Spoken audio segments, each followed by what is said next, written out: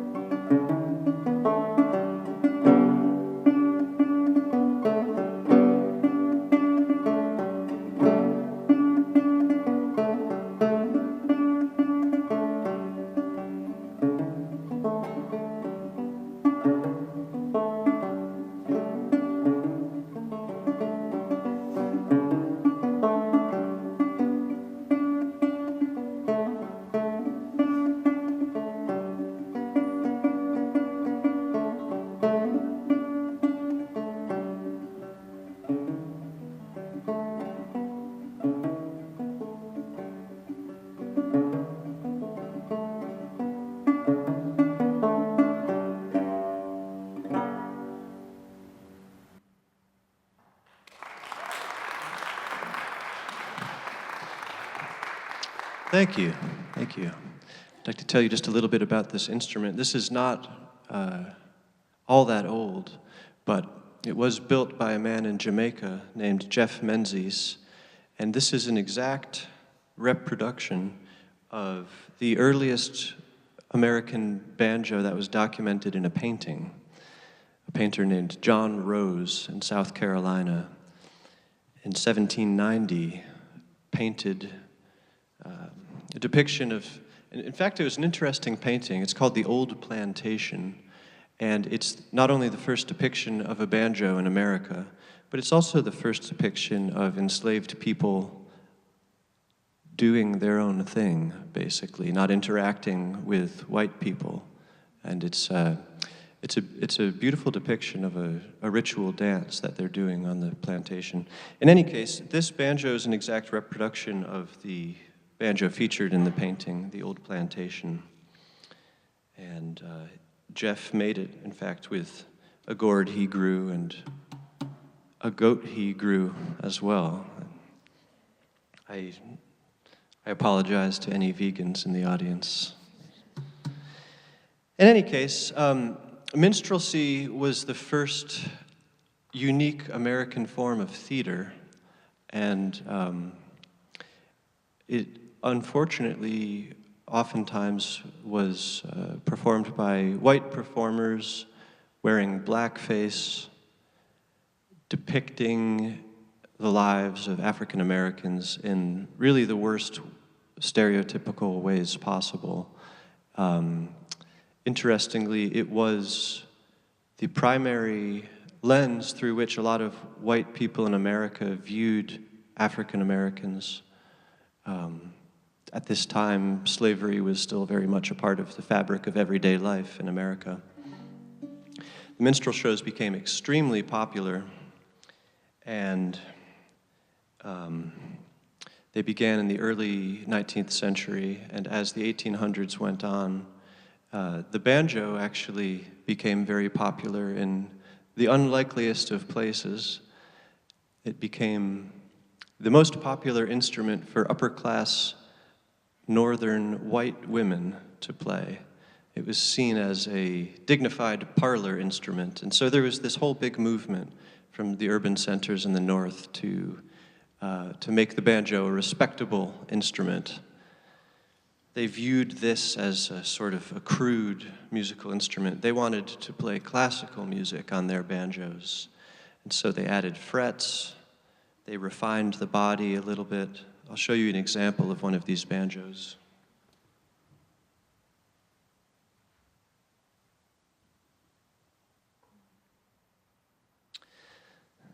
This is a banjo made by the Fairbanks Company in Boston, the late 1800s.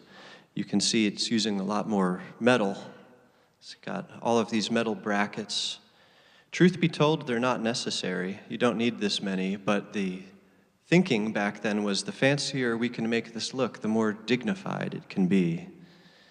And so you see this beautiful inlay here. This is sort of an elevated banjo, which of course has its own deeply racist connotation. In any case, banjo became popular up north, and upper-class women were playing it in the parlor, and they were playing classical music and parlor music. Before I play some of that for you, I want to show you another banjo.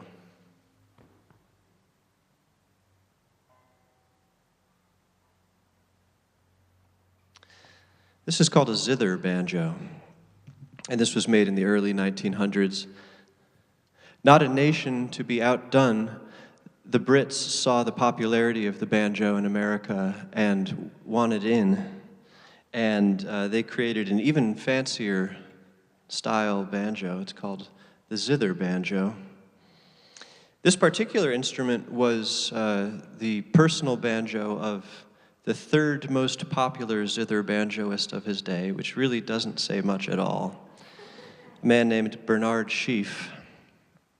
The banjo itself was made by an Englishman named Alfred Kameyer, and Bernard Sheaf was Alfred's duet partner, and so this banjo has played in duets with the man who built it many times in its life.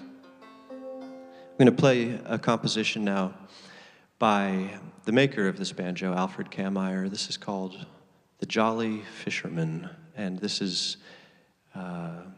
typical of some of the repertoire of zither banjo music, the early 20th century.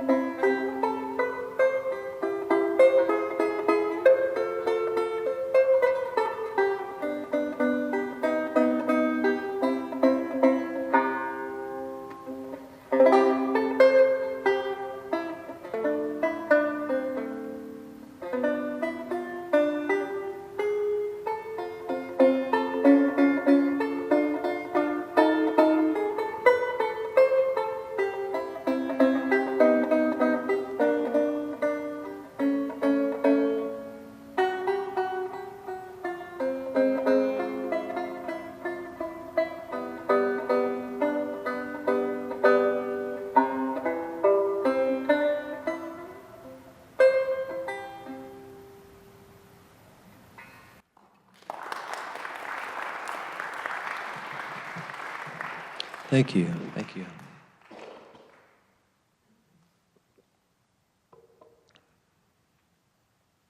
Mark Twain once said, "The definition of a gentleman is one who can play the banjo and does not." Well, I'd like to go back to the previous banjo I showed you.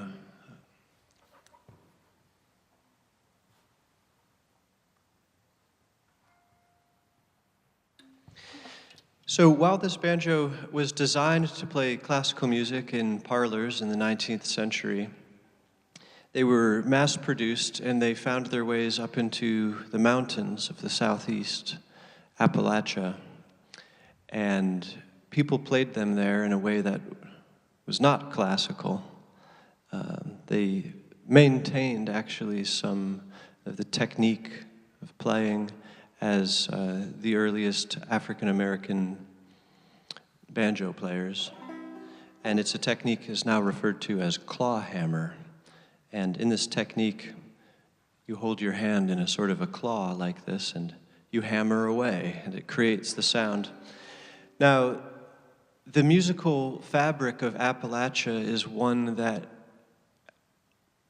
involves black music, American indigenous music, and the music of Scots-Irish immigrants.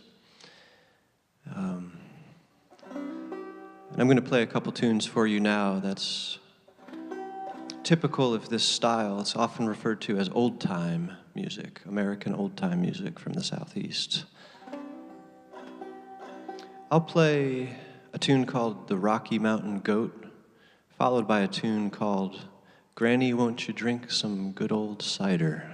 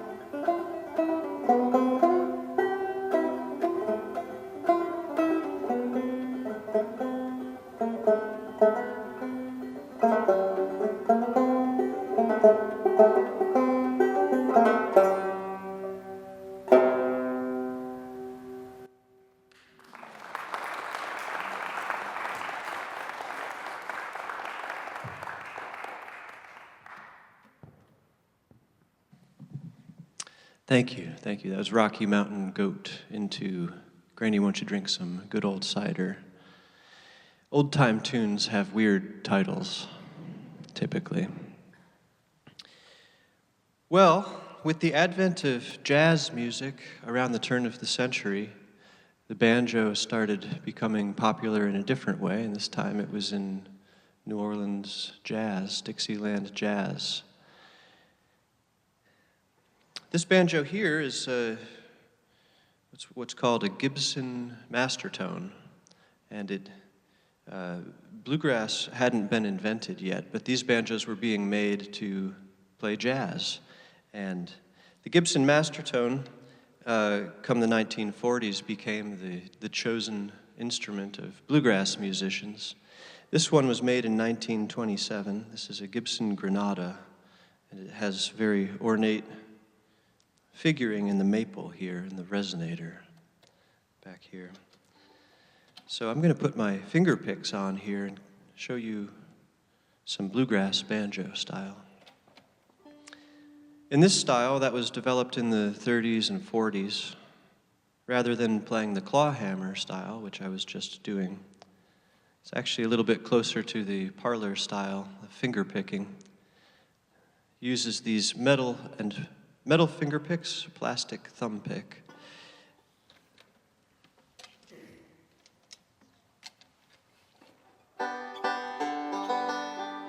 And this is the sound that you might think of when you think of the banjo. It's really where this is the sort of pop culture idea we have of the banjo. If you've seen Bonnie and Clyde or Deliverance, which is its own can of worms of problematic stereotypes. This is the sound then, Foggy Mountain Breakdown, Bonnie and Clyde.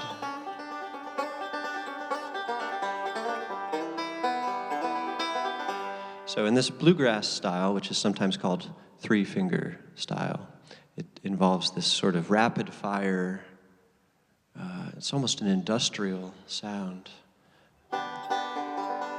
I'll play for you now a melody written by the Carter family, who were considered to be the first family of country music. Bury Me Beneath the Willow is the melody. And I'll go into a traditional tune called Fly Around My Pretty Little Miss.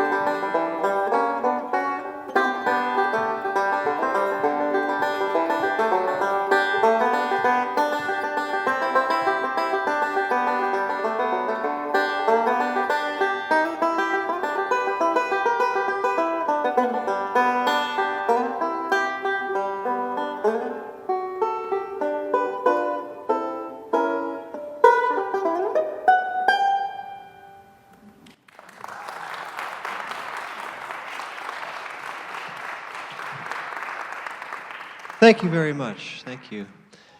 As it turns out, the evolution of the banjo and the music that's played on it doesn't end there, but unfortunately our time together today does.